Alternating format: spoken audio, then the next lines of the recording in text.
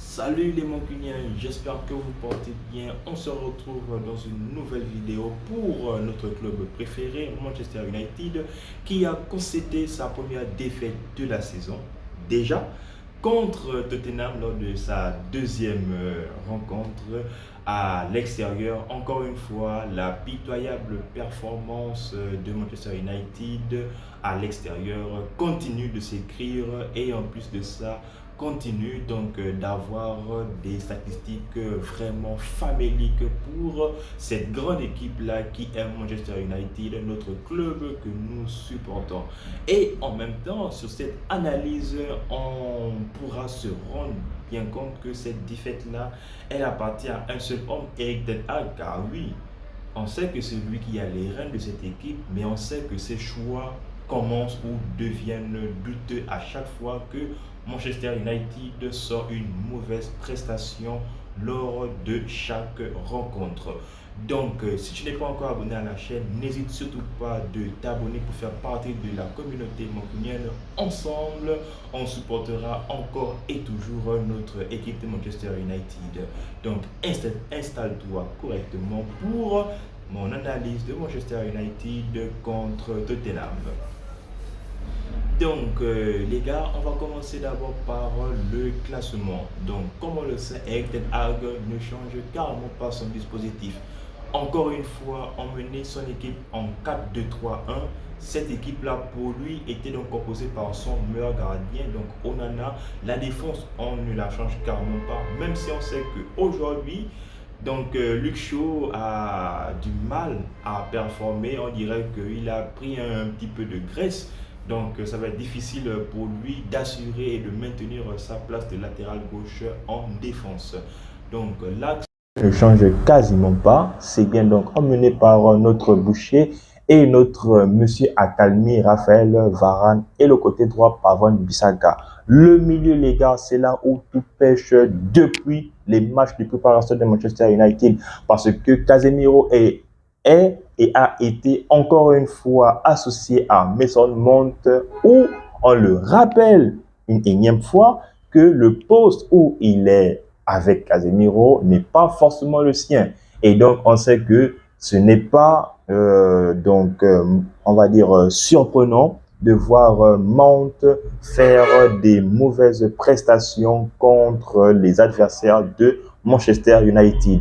Et l'attaque, donc le quatuor offensif vraiment inutile et plus que des égoïstes, à savoir Marcus Rashford, Alejandro Garnacho et l'inévitable poulain de Monsieur Erik Ten Hag et pour les animer, Bruno Fernandes, le nouveau capitaine de Manchester United.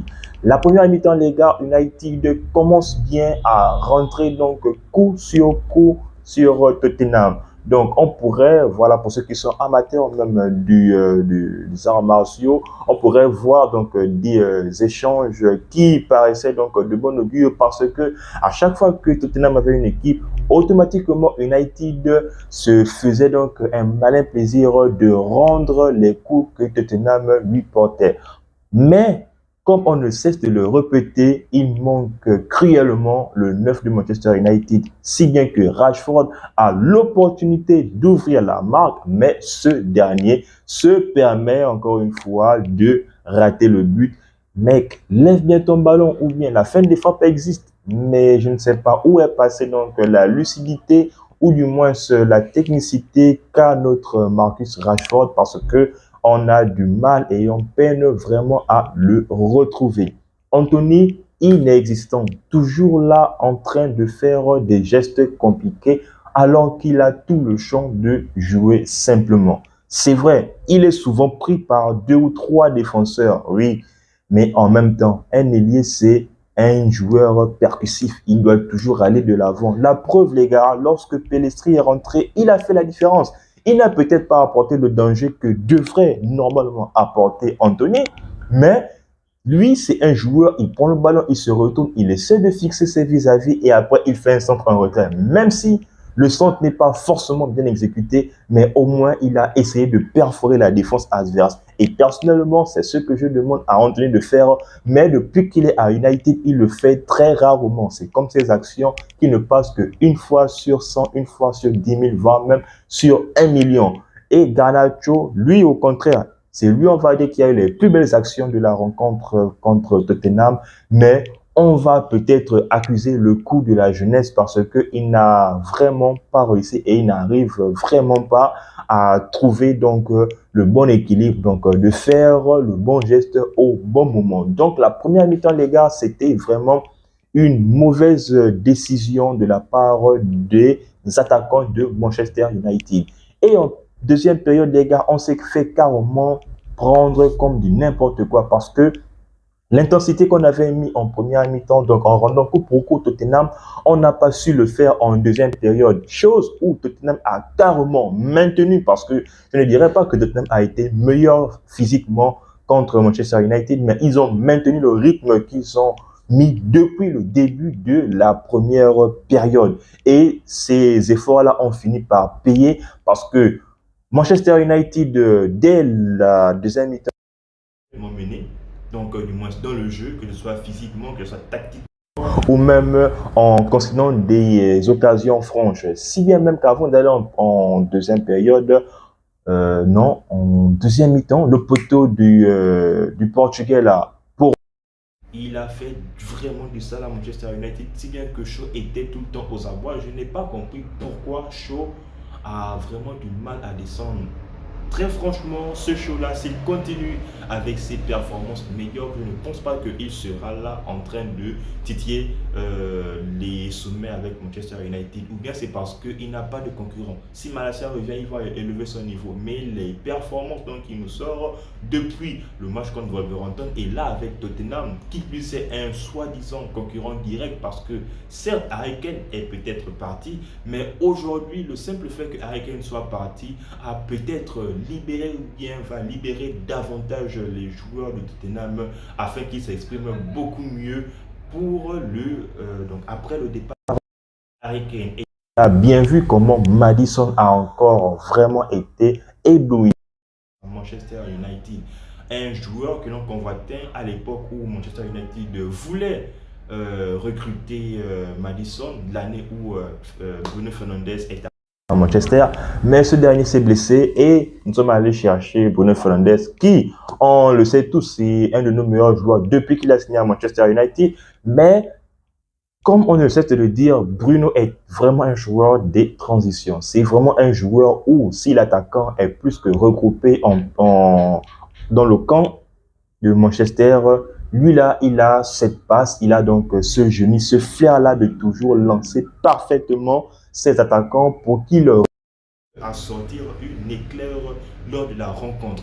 Maddison a fait une masterclass. Que ce soit donc en jeu avec ses attaquants ou bien en jeu avec ses milieux pour essayer de dynamiter donc leur milieu de terrain. Et en plus de ça, accompagné par le Sénégalais Sarr qui nous a mis le premier but et Yves Bissouma qui a sorti aussi une masterclass contre Manchester United. J'ai même l'impression qu'on retrouve le Yves Bissouma de Brighton qui, la saison dernière, on ne l'a peut-être pas vu, mais cette saison, on dirait qu'il est bien parti pour peut-être faire une top saison. Ou bien c'est peut-être parce que Manchester a cette éthique-là de toujours faire briller un joueur en particulier à chaque fois qu'ils affrontent une équipe.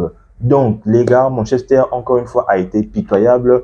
United était donc, on va dire, sevré des actions, que ce soit Rashford, Anthony ou même Garnacho, qui ont tous été médiocres, vraiment catastrophiques lors de cette rencontre-là, associé avec Bruno Fernandes, qui n'arrive carrément pas à porter le ballon et essayer de trouver les bons espaces, et accompagné de ça, Mason Mount qui, jusque-là, n'arrive pas à s'adapter à la tactique ou bien au rôle que veut lui donner Erik ten Hag, ce qui fait que automatiquement Casemiro se retrouve tout le temps lynché, tout le temps il se retrouve seul. Les gars, Casemiro c'est un humain, il ne peut pas tout faire seul.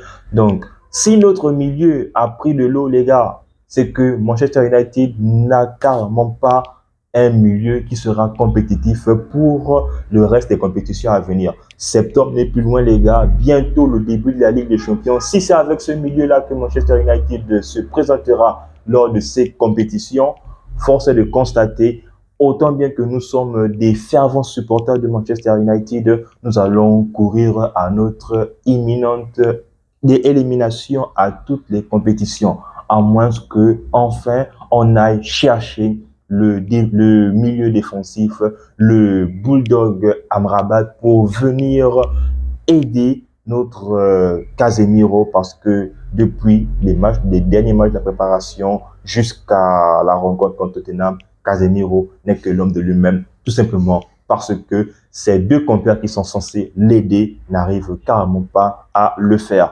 Donc, petite satisfaction est peut-être au niveau de Onana, même si c'était peut-être du bluff en première mi-temps, mais très franchement, je retiens du positif pour ce gardien parce que oui, ce gardien, on l'a encore très bien vu lors de cette rencontre qui est magnifiquement bon, très très bon même au pied.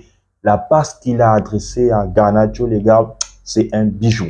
Donc les gars, c'était mon analyse du match de Tottenham contre Manchester United qui perd, comme je l'ai dit, ses 3 premiers points de championnat. On le sait tous, le championnat est long, c'est un marathon, ce n'est pas la course de vitesse. Donc, si tu as aimé la vidéo, n'hésite pas donc à lâcher un pouce bleu, n'hésite surtout pas à donner ton avis en commentaire.